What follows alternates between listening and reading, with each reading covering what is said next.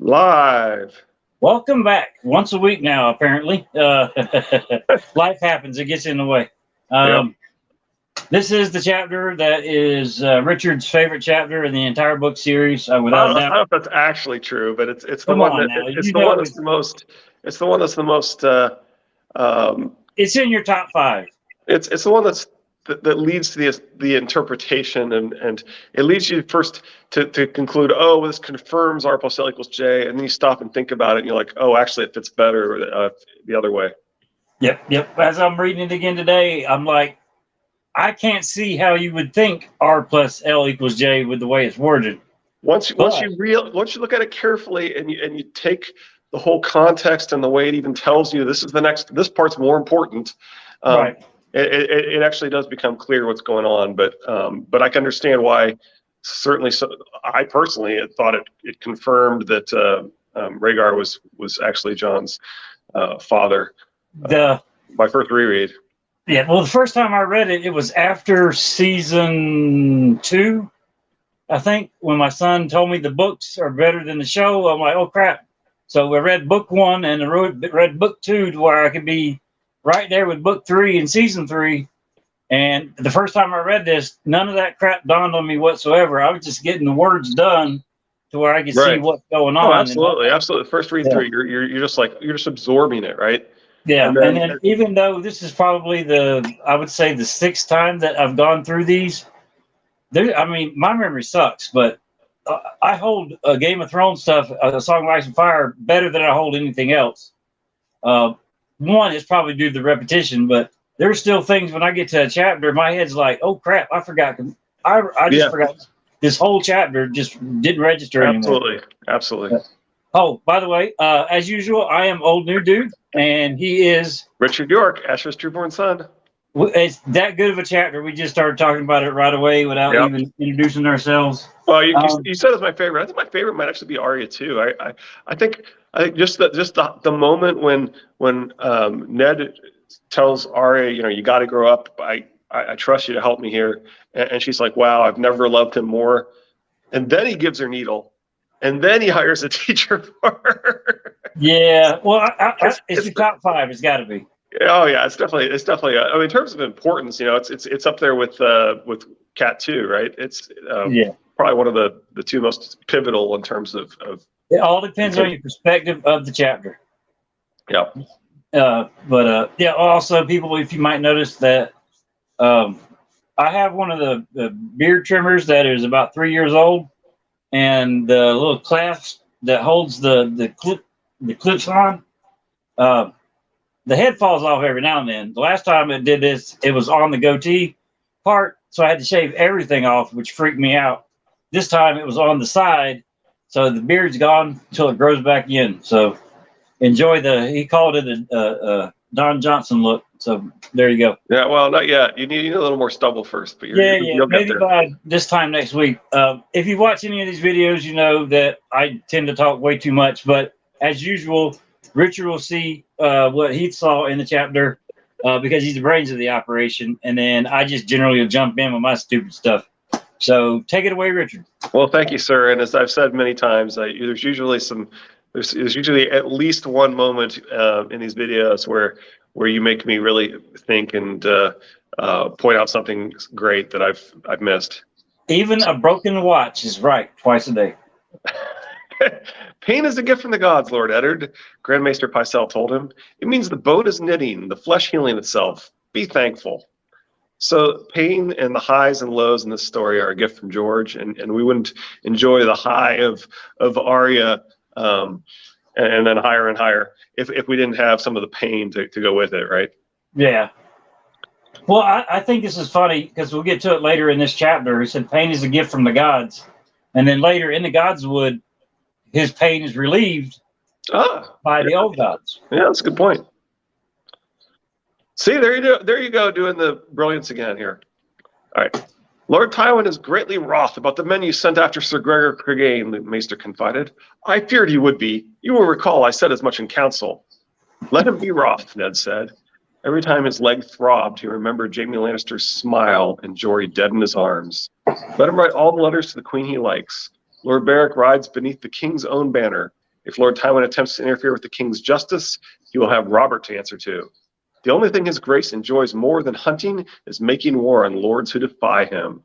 Pycelle pulled back his maester's chain, jangling. As you say, I shall visit again on the morrow. The old man hurriedly gathered up his things and took his leave. Ned had little doubt that he was bound straight for the royal apartments to whisper at the queen. I thought you had best know, indeed, as if Cersei had not instructed him to pass along her father's threats. He hoped his response rattled those perfect teeth of hers.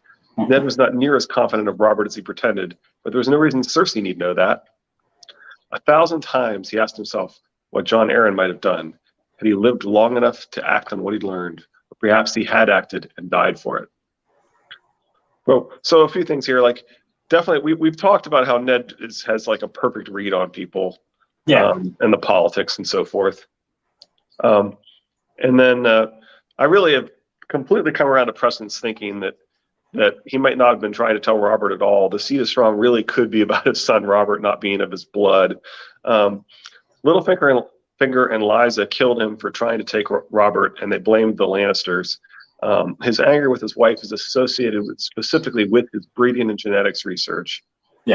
Followed by them fighting over him taking Robert away. He had ample opportunity to tell Robert if he desired civil war and massive death. Like you said, he was even joking with him, but he might not have desired that outcome.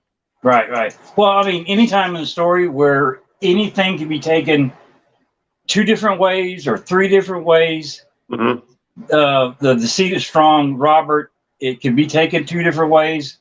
So generally, when it comes to George, whatever is the not the hardest to accept, but not the first thing that pops in your head. Yeah, well, especially the one that the characters don't think, right? Right.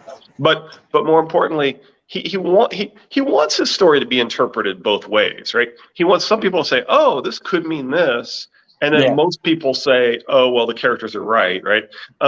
So when you're reading it, he's expecting most people to think the characters are right, and he wants that to be a not completely unreasonable interpretation of his work, which is part of why it's when people ask him things or answer questions about theories to him and so forth, he basically never is going to contradict you, right? It's like poetry; it's meant to be interpreted multiple ways. Yeah. It was queer how sometimes a child's innocent eyes can see things that grown men are blind to. Someday, when Sansa was grown, he would have to tell her how she had made it all come clear for him. He's not the least bit like that old drunken king, she had declared, angry and unknowing, and the simple truth of it had twisted inside him, cold as death. This was the sword that killed Jon Arryn, Ned thought then, and it will kill Robert as well, a slower death, but full as certain. So Ned dies long before this day comes, but this was not the sword that killed Jon Arryn. When a character reaches the conclusion, it's usually wrong. As we were just discussing, but anyway. For a brief moment, Ned considered telling him all of it, but there was something in Littlefinger's japes that irked him. The man was too clever by half, a mocking smile never far from his lips. Jon Arryn was studying this volume when he was taken sick, Ned said in a careful... Jon Arryn was studying this volume when he was taken sick, Ned said in a careful tone to see how he might respond. And he responded as he always did, with a quip. In that case, he said, death must have come as a blessed relief. A relief to Littlefinger, the true killer. True killer, I confess. Aside from his own retainers... That would be completely in Littlefinger's character to be, oh, yes, I confess, it was me. And then go on doing whatever he was doing, even though what he said was such a way that nobody believes it. Right. Well, I mean, he does. Well, our author pauses and then he continues the sentence. You got me curious or something like that, right? But yeah.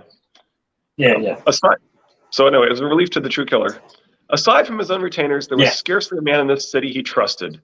Littlefinger had concealed Catelyn and helped Ned in his inquiries, yet his haste to save his own skin when Jaime and his swords had come out of the rain still rankled. Varys was worse. For all his protestations of loyalty, the eunuch knew too much and did too little. Grand Maester Pycelle seemed more Cersei's creature with every passing day, and Sir Barristan was an old man and rigid. He would tell Ned to do his duty. So, as we were saying earlier, Ned reads everyone perfectly. Dorcas knew too much. I'm making that shirt today. Does Dorcas know Ned's secret? So if anyone isn't up to speed on our theories, old new dude thought that Varys ought to be someone still in King's Landing.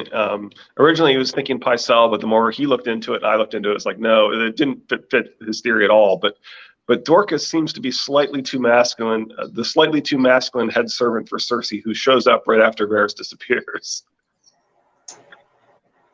Time was perilously short. Very true. Perilously short. Very. Yet last night he had dreamt of Rhaegar's children. Lord Tywin had laid the bodies beneath the Iron Throne, wrapped in the crimson cloaks of his house guard. That was clever of him. The blood did not show so badly against the red cloth. The little princess had been barefoot, still dressed in her bedgown. And the boy... Ned could not let that happen again. The realm could not withstand a second mad king, another dance of blood and vengeance. He must find some way to save the children. Ned is trying to protect Cersei's royal children, who we believe to be Targaryens. There you go. The dream also is funny. With glass candles, you can enter a man's dream. Green seer, you can enter a man's dream. We got those little hidden fingers that we like to talk about. I think the dream is just more of a push for Ned to because I think the last line in that paragraph or the next one is that he must save the children or something like that. It's like that's his goal. I mean, he's getting pushed that way, even though it's a direction he would take anyways. But it's putting that instinct. Honor says he should ride or send to the Kingswood to let the king know right then and there. But he wants that what had happened. But the protect the children has jumped over what he would do for honor's sake. He's doing for the children's sake, and that one act there. It's funny he doesn't go to Barristan because he'd be too rigid and tell him to do his duty. Right. But the act of protecting the children is what gets him killed. I mean, eventually. Yeah. If he just sent off to the Kingswood for Robert and told him the truth, then Ned would probably still be alive. So I think somebody is pushing hiddenly, making sure that Ned makes certain choices here and there, in biting him in the ass. And as we discussed, if Bran is basically quantum leaping and changing people's decisions, it perfectly fits with what David Lightberg has always talked about, the way that he's warned, oh, don't bring Ned back, right? So the time travel story that is most like that George R. R. Martin wrote was called Losing Variations, because it's about how in chess you can be to the point where you've already lost, and it doesn't matter how many times you take back your moves. There's no option there, right? And so the idea is that Ned surviving is a losing variation, right? So, but Bran is probably going to at some point tell us that was true, I suspect. Well, I mean, that would be nice to know, but I mean, it's nice to put yourself in the story and say, hey, I would save Ned Stark, but then you save Ned Stark, you get all sorts of dominoes killed because butterfly effect. Butterfly effect, yeah. I mean, it's either save Ned, lose Mormont, and then you never know what happens at the wall with Jon Snow from then on, because you never know who gets the next Lord Commander. But Jon doesn't get Longclaw. Jon is Alistair Thorne doesn't get sent away. Jon is is going to be condemned as a traitor, possibly even loses his head. I mean, Ned dying saves Jon. Yep. Sorry, I got off on a rant. No. This he could never forgive, no more than he had forgiven Rhaegar. He will kill them all, Ned realized. And yet he knew he could not keep silent. He had a duty to Robert, to the realm, to the shade of Jon Arryn, and to Bran, who surely must have stumbled on some part of the truth. Why else would they have tried to slay him? So I guess it's technically true that the first time they tried to slay him, but But Ned and others seem to think that the attempt to silence Bran is to prevent him from speaking the truth. And so we want to remind you once again that even if you believe that Joffrey somehow obtained a bag of silver, hung out with lowborn individuals trustworthy enough to follow his orders long after he left, stole his father's Valyrian steel, and tried to mercy kill Bran based on his father's wishes, Ned would still be reaching a false conclusion about the cat's paw. Even this convoluted theory based on Tyrion remembering the opposite of what happened would mean Ned reached the wrong conclusion. Our characters reach the wrong conclusion regularly. So why do people assume that Tyrion reached the correct conclusion? Well, anything that people can come to, like, say, well, this is how it happened, or this is the way it must have been. There's no way it happened that way. George is going to sit there and say, okay, yeah, they figured it out. Here you go. It's chess. The whole book is chess. Right. But he does intend people to interpret it that way. And if you come to him, say, as an app developer and say that is what happened, he's not going to contradict you. Right. Well, he don't want to give anything away. I hate watching interviews of him now. It's just because he doesn't give you an answer. Yeah, it's more of the riddle. It's very misleading. Like they asked him, is there anything in these books that were in the Fire and Blood that's meant to be a refer to things in the main series? And he's like, oh no, not intentionally. Like, what? That's so clearly not true. Yeah, I mean, I might do that subconsciously. It's like you have history repeating over and over again. There's no way.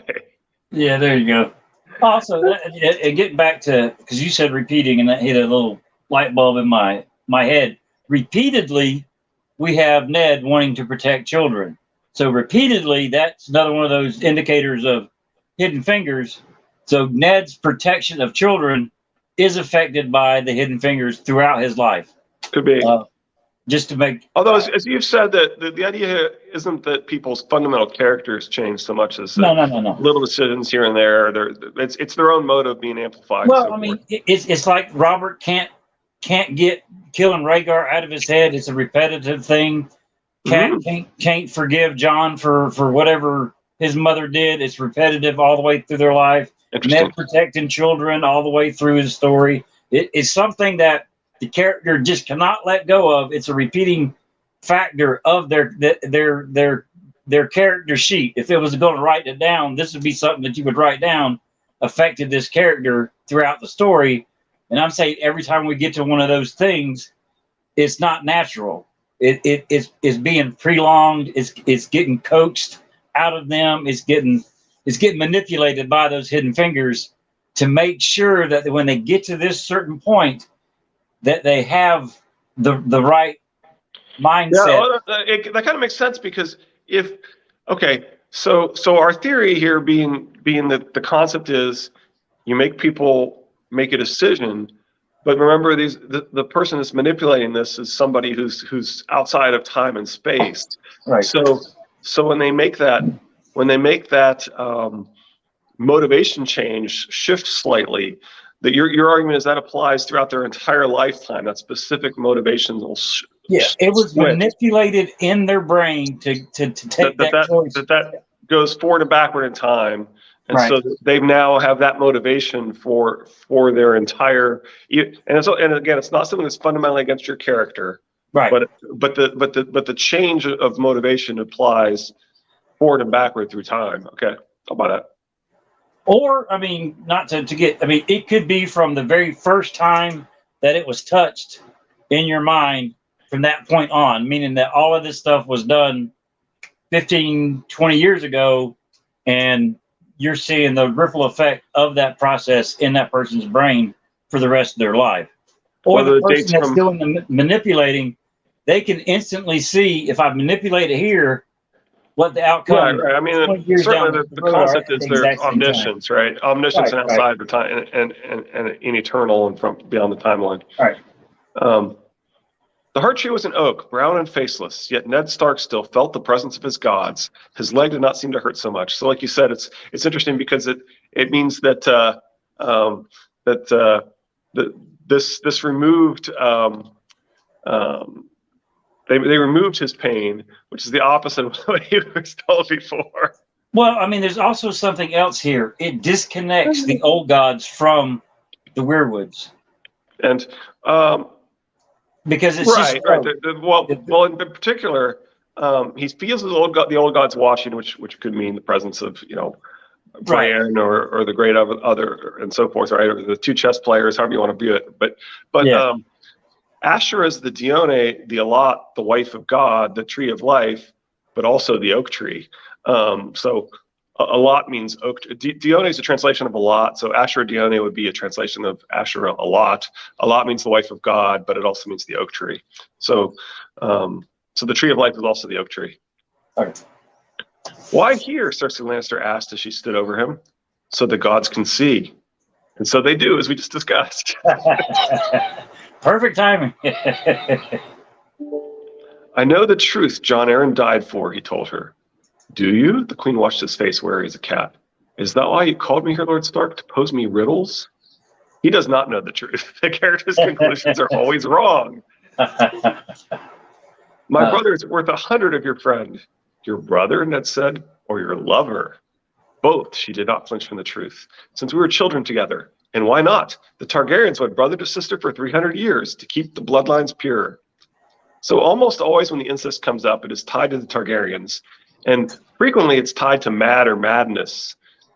This is not the plot hole most readers believe. The history makes it clear the rumors of the paternity of the twins was widely known, and Targaryens have a tendency to engage in incestuous coupling regardless of their arranged marriages. If you look at the history, most of it is not actually keeping the bloodlines pure. Usually it's things like they were attempting to marry politically, and the siblings were drawn to each other and insisted on coupling and becoming man and wife. But well, I mean, you just we'll talk about House of Dragon at the end. Never mind. Okay. My son Bran. To her credit, Cersei did not look away. He saw us. You love your children, do you not? Robert had asked him the very same question the morning of the melee. He gave her the same answer. With all my heart. No less do I love mine. Here we go. Ned reacts with empathy instead of anger at this injustice and his own child under threat when he cannot stand any children being threatened. He's about to tell us he can imagine the truth coming out and that the truth would only threaten 5 of his kids. The author and Ned are going to tell us that the first sentence in this paragraph is the least important sentence in the entire paragraph. Catelyn is the parent of his secret bastards. Jon is the child of Ned Stark, likely to learn the truth.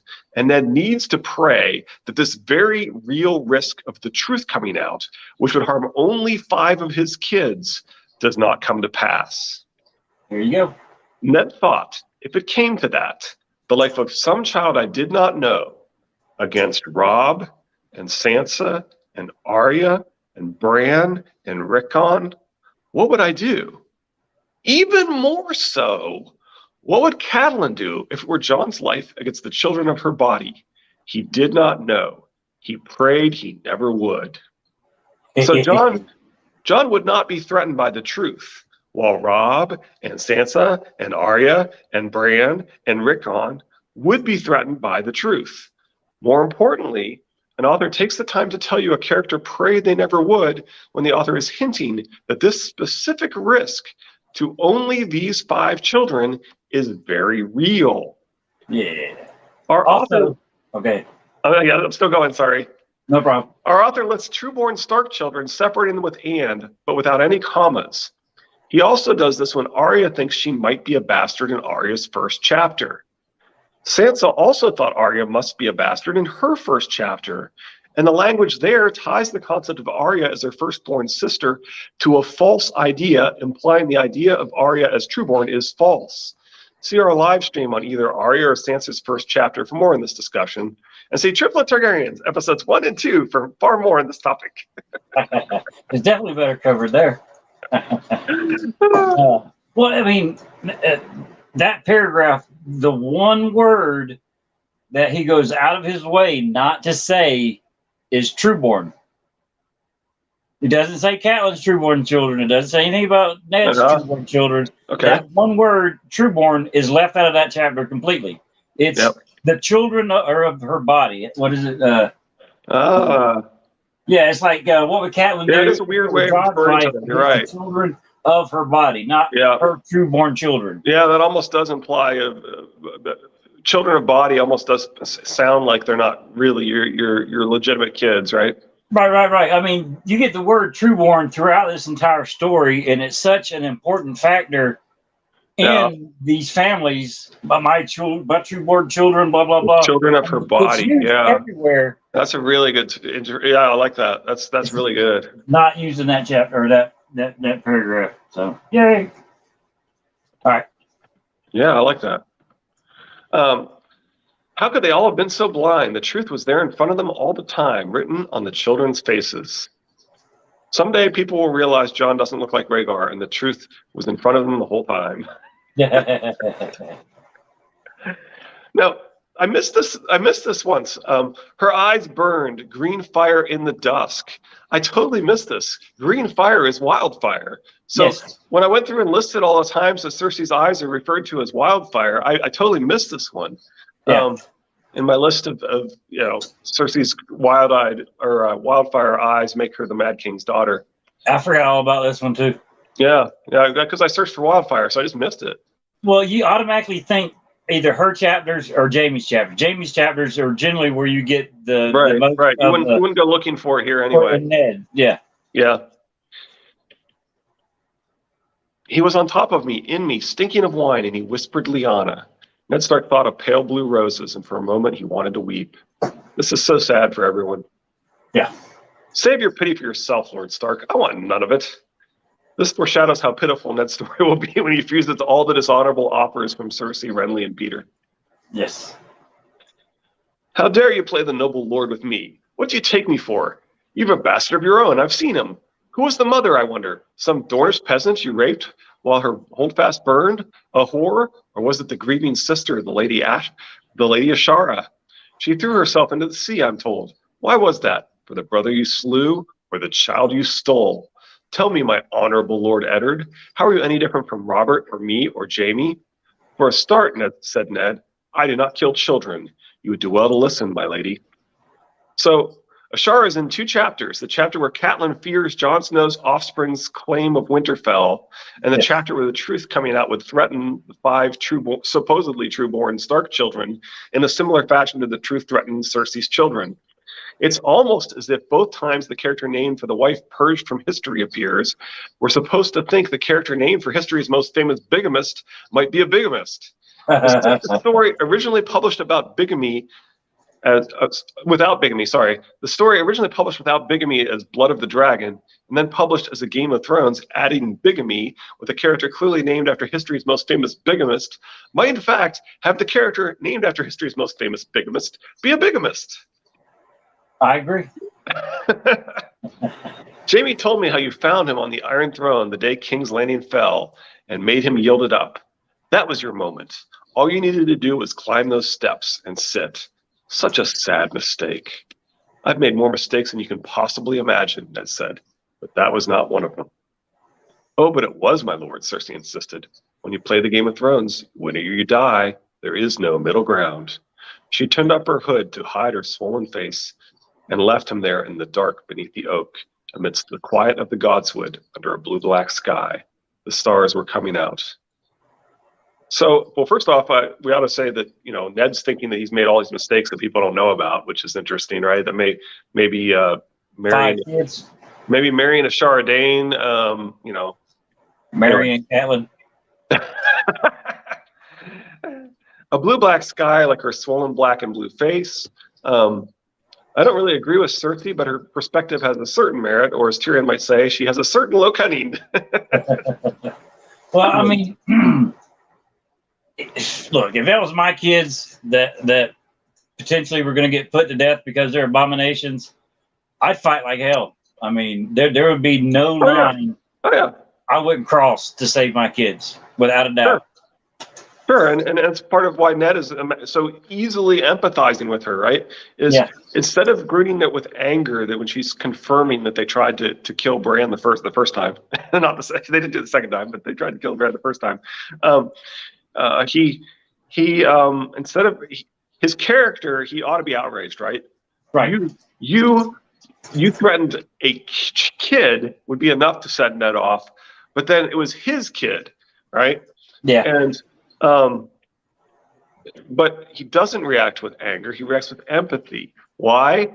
Because he can see himself in her shoes. Yeah. Why? Because he has the exact same secret from his spouse. Everybody's like, oh, it doesn't make sense that Ned never told Catelyn. His secret is from Catelyn. That's why he didn't tell her. It does make sense. Right? This is a story that does make sense, not a story that doesn't make sense. It wouldn't make sense for Jon not to look like his father. This is a story about people looking like their father. It wouldn't make sense for him not to share his secret if his secret was R plus L equals J. This is not a story that doesn't make sense. This is a story that does make sense. Anyway, the old gods and the Dothraki ancestors are all witnessing this moment. Or perhaps the stars represent Quaithe of the Shadow. Watching the only Ashara Dane reference in the first two books that isn't hinting at Ashara being the shadow or shadowy. So we see her name in the Catelyn's chapter in Catelyn 2, which is where I joined this this read through, and we see her again in Catelyn in the next book. I don't have the numbers memorized, but it's when she's praying. She's praying the night that she meets with the Baratheon brothers, right? Or is meeting with Renly. She spends the night in the Sept afterwards, and thinks about Cersei and thinks about Ashara Dane, and refers to her as the shadowy secret. She refers to Ashara as being Jon's mother, and she thinks of the shadowy secret of Jon's mother. Similarly, in Catelyn 2, she thinks of Ashara Dane as his mother, and then she thinks of the shadow of the woman. So Ashara is being associated with the shadow. Arguably, she's sort of being associated with the stars here. Quaithe of the Shadow has unusual eyes, specifically referred to as eyes wet and shiny. There's reasons to believe that when George has important colors that would give away some of the big reveals, that what he does is he has the person whose color matches that observe it and then not note it. So specifically, one of the reads, and I want to say it's Jojen. The hair color is not revealed. Bran has red hair, and Bran doesn't comment on Jojen's hair color. And there seem to be a lot of hints that the people around the neck have red hair. Yeah. Yeah. In fact, the very term of Kragoman and so forth refers to the area of the world that has the most redheads in the entire world. So the this is all coming from Toodles. I didn't come up with this stuff. I read it. I agree 100%. Yeah. So anyway, the point is that we're being told that Quaithe of the Shadow has laughing purple eyes by saying that she has unusual eyes, wet and shiny. Imply that by telling us they're very unusual eyes, that they're wet and shiny, and then not telling us the color observed by a person who has Ashara's eyes specifically, right? We're specifically told Dany's eyes are exactly the same shade as Ashara's eyes. Well, just like before, when they don't, he goes out of his way not to use the word true board. When he tells you the eye and hair color of damn near everybody in this story. So the second he does not tell you the exact color and the exact hair, generally it's time to get a magnifying glass and take a better look at that person. Why wouldn't he give us the color? Well, Greenhand would argue that he specifically doesn't tell you the eye color of Lenore, but that if you look at Tyrion, he frequently actually doesn't tell you the eye color of the woman that he lusts after. He's also distracted by her boobs. So. Right. I mean, there you go again. Somebody's character causes them not to relay information to us, the readers. That would, even if the damn eye colors are brown, it doesn't matter. It would tell us, okay, that's not Ashara Dane. Right. Well, to be honest, she's too old. So Ashara Dane should be like mid-30s. And Ned's specifically been asked that, and he says she's north of 40. So she actually doesn't fit with Quaithe. Sorry, Order of the Green Hand, but the character that fits with Quaithe is in fact the one with the perfect breast, the one with the one who specifically has arguably Dany's eye color, wet and shiny eyes, right, which would be laughing purple eyes of exactly the same eye color as the Ashara Dane. How many perfect breasts are in this story? I don't know. Oakhart would probably want to argue on which one was more perfect. Because you got my boy Lord Dustin Willem talking about cats. But only when she's at her bedding ceremony. Nobody really claims that she has large breasts outside of that. Yeah. So I don't want to get off on that tangent. We might get in trouble. All right, let's go to House of the Dragon. Yeah, this was a freaking kick-ass episode, without a doubt. Yeah, they had me completely fooled. I'm like, this doesn't make any sense. She was just talking about what a great guy Lenore is. Why is she planning his death? What's going on here? And then, here's what's going on. Dumbfounded. I'm like, what the hell are they going to do? Right. I'm like, what the heck is going on here? Why is she acting so out of character? What's going on? And it's like, no, it's not that. They're doing Ned having his first wife mysteriously disappear, supposedly dead, and their spouse. So the protagonist's spouse is made to disappear, and then people are like, and then the important offspring are going to come from arguably this new illegitimate source, because technically the marriage is invalid, right? Yes. And so all of the Targaryen offspring from here are similar to the Stark children in our main story. They're secret bastards that don't know they're secret bastards. Which it's like it's written by a fanboy, but a deep fanboy, not on the surface kind of fanboy, one that has definitely read the stories. Oops. Ryan. Sorry, Lady Thistle. Oh dang, I didn't see her. Oh, we're spoiling the episode, so she's having to leave. Sorry.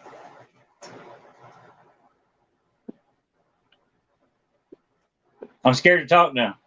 Yeah, well, yeah, we should have warned people. You need to have seen House of the Dragon when we started the House of the Dragon talk. I am so sorry. Spoiler. Yeah.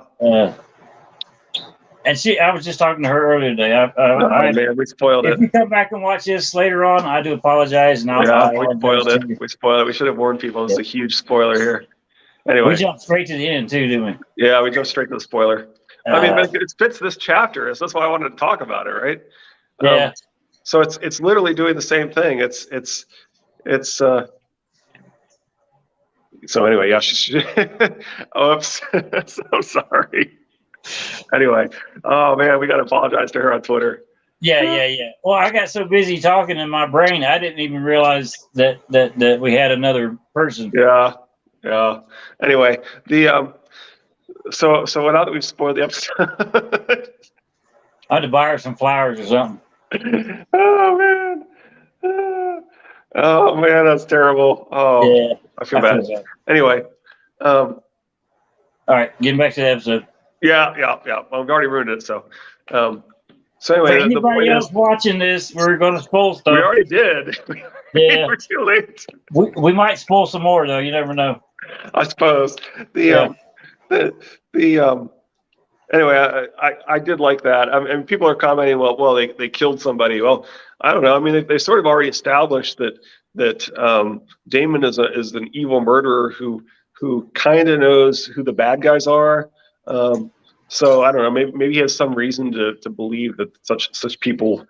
I have no idea, right? We don't know any of the background of this guy, and that they killed some random person, as far as we can tell. It seems like he's innocent, but and of course this arguably is what happens with Joanna Lannister too, right? And of course that's what happens with Bran, and it's what happens with Rickon. It's sort of what happens with Gregor. They promise to execute Gregor, and then they send some probably dwarf skull to they promise his head to Dorne. Yeah. They promise they're gonna execute him, send him his head, and they don't really execute him. They send some other head. It happens with Davos. They promise to execute Davos, and they put somebody else's head.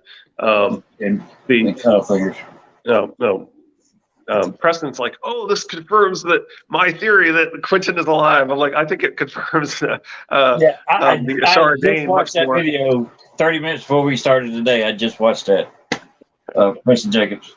And then So anyway, it is clear that Ryan Condal is aware of all these different fan theories and things, right? But it is a pattern, right? Yeah. It is Davos and Gregor and Bran and Rickon and in a way it's Arya, right? That they're swapping Arya and they think Arya's dead and they've swapped her with the with Jane Poole. Yeah. So anyway, the point is this happens over and over again, and I tweeted out just some of these times, and of course I think it happens with Jamie, right? I think that when you're told take the sword and slay the Kingslayer, the sword of the news, choose. I don't think you get to renegotiate.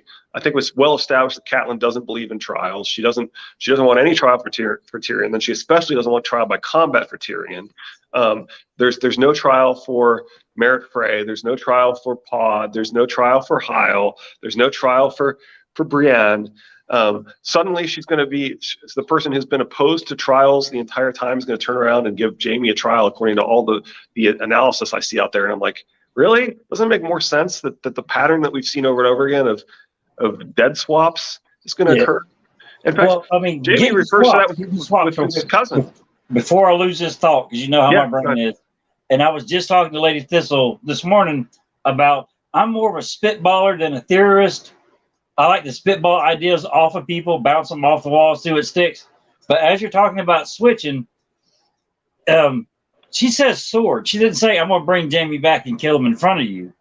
She says sword. So it's going to be a body with a hand cut off and the head tarred. And it's good. Is that what you're talking about? Yeah, absolutely. Okay. It's like Davos, right? She's going to do same thing that happened with Davos with Manderley, right? Manderley said, I'm going to kill Davos. I was on the same page because yeah, you're absolutely. Okay. Manderley says, I'm going to kill Davos. Tywin says, I'm going to kill Gregor. Theon says, I'm going to kill Bran. I'm going to kill Rickon, right?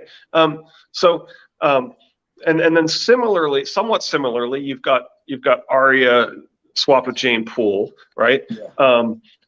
Anyway, I made a list. There's a whole bunch of them. There's like 10 of them or something. Right. It's going to be swapped with a Frey. or if they tried to send somebody to watch her to make sure that she did it, then she's going to kill that person, right? And you bang up their head, especially if Jamie had been known to have shaved his head. How hard is it to shave? You shave the person's head, right? You cut off their hand, or you bring back his golden hand and the head cut off or something, Right. I mean, because we already seen several times in the story that heads can be like, is that him? Is that, I don't know. That could be. They talk about how unrecognizable they are. Even it hasn't even been that long when Sansa looks at Ned's head, she's like, okay, if you say so, right? Yeah. But the second you put the tar on it, it's unrecognizable anyways. Or maybe it's the Septa. Maybe it's the Septa's head where she's like, if you say so. I can't remember. Yeah, I think it might be the Septa because Toodles thinks that the Septa is alive based on that, basically. It's like, I don't think that's the point. I think the point is that you can't tell. That when somebody's dead, they often look quite a bit different to the point where it wouldn't be hard to they don't have the recreation artists that we have today working at the funerals. Well, not to get morbid, but just the dead bodies and funerals that I've had to go through and actually see the person in the hospital. The muscles relax. Everything looks slightly different. Generally, the mouth is open instead of closed. I mean, they're like, that doesn't look anything like them. Yeah, they have to go through a lot to make them look like they used to look, right? Yeah, I mean, because you got everything relaxed. I mean, that's why a lot of in the battle and stuff, they talk about how men shit themselves when they die and stuff like that. It's because every muscle just automatically went tight and then loose and out. I mean, there's nothing. It's also true that knights in long battles and in preparation for long battles would frequently just go in their armor too. So that sounds. I mean, astronauts do it. But what else are they going to do? It takes them forever to put the stuff off and on again and so forth. So pull over to the gas station. But did you see a mouse or a rat in this episode? I got to rewatch it. I can't remember seeing I one. think And so. I think some people have talked about it in some of the videos and things. So I think so. I think there was something about did Laris scare it from behind? So does that mean that he's out in the walls, or does it represent Laris? Does it represent the Maester conspiracy? I've always thought of them as representing the Maester conspiracy, but of course Preston thinks that maybe they're actually going to do Laris as the rat catcher. So there's a character as the rat catcher that he's always speculated might be Laris. So Okay. so he's like, maybe they are going to do that, right? He's like maybe they agree with me. Maybe they think Laris is the rat catcher. Like I said, this is written by somebody that is a hardcore book guy, and clearly knows a lot of the theories, right? Yeah. Like, he's probably referring to the Order of the Green Hand here, but he might be referring to Preston or both, right? Yeah. He's clearly referring. He definitely watches more than one person. I mean, so do I. Right, and he clearly did Lemongate, right? He clearly made a nod to Lemongate. So, and Preston's probably the biggest advocate for that you'd likely come across if you were researching. He's definitely done. I mean, not to knock anybody, he's definitely done the more recognizable and better videos on the subject. Right. Which, I mean, all his videos are freaking awesome. But right. So the possibility that they've come across his videos is extremely high. So he's like burn bones prove nothing. and as he says. Okay. As he says they start off that book with the concept of burn bones prove nothing. They tell you it over and over again, and then they end it with Quentin supposedly dying with burn bones that are unrecognizable. And so he's like, doesn't it make sense given that we've seen Arya take an axe to the back of the head and Arya get her the knife to her. At the end of the first book and so forth, we've had people who seem to be very clearly dead in the past who weren't really dead. Bran flying out a window and so forth, right? So so we've had fairly definitive deaths, like somebody taking the axe to the back of the head or falling out a window, and then had them not be dead. Well, so why do we assume when we're told at the beginning of the book burn bones prove nothing, and we're told at the end of the book that this unrecognizable corpse dies, why do we assume that then that this isn't just another situation where we've seen somebody definitively die who's not really dead?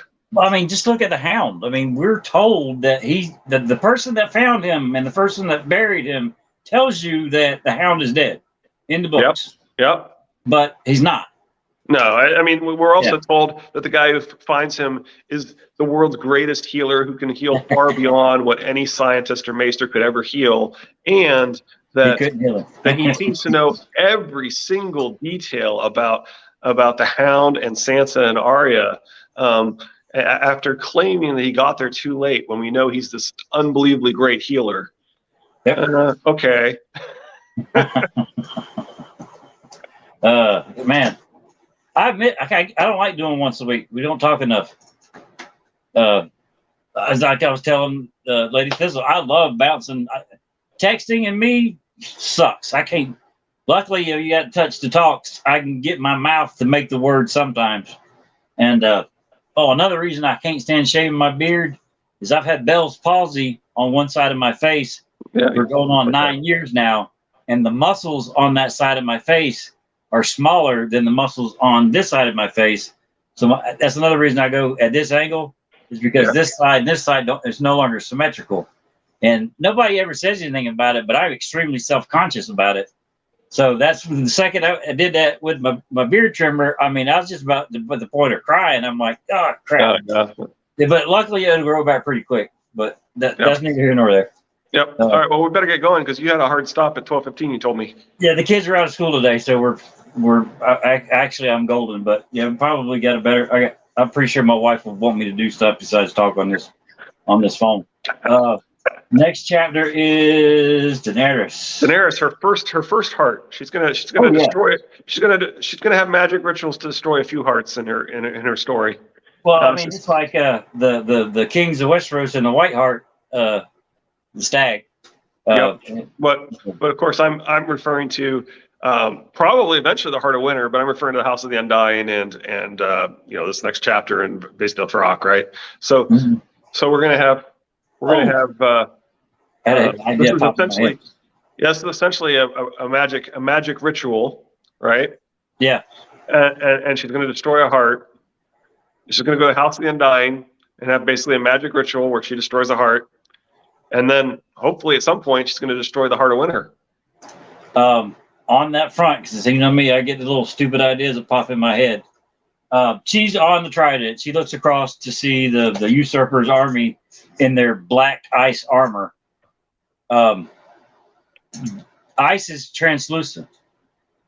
So for it to be black ice armor, the clothing underneath would have to be black, meaning that's the dead Night's Watch in that black armor, black ice armor, correct? Because when the White Walkers wear it's translucent and reflects the trees. Right. Yeah, I don't know. I don't know. It just popped in there, man. George flipping things for the sake of flipping things or what, right? I mean, Rhaegar is in a shiny black visor, right? In that story, right? Which is of course supposed to be Darth Vader, right? And she lifts the visor and sees herself. And Yeah. spoilers for the first two Star Wars movies, but that's supposed to represent Luke Skywalker seeing himself inside Darth Vader, and it turns out that the Darth Vader character is in fact his secret biological father, and so Right. so the implication is that Rhaegar is Dany's secret biological father. Agreed, 100%. Sorry, I love talking.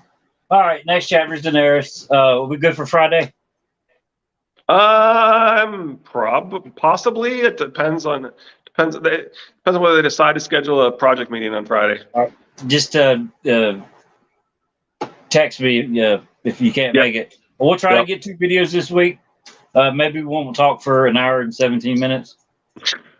Or no, we're at 51 minutes. Sorry. We started late. It's less than an hour. The time at the top, man. Sorry, it's Yeah, 1:17. less than an hour.